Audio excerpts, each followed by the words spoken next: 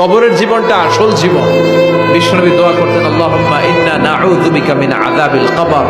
আল্লাহ, আমি আপনার কাছে কবরের আযাব থেকে পানাহ চাই, কবরের আযাব থেকে বাঁচতে চাই। এই কবরের মধ্যে অনেক ফিতনা হবে, অনেক সুয়াল হবে।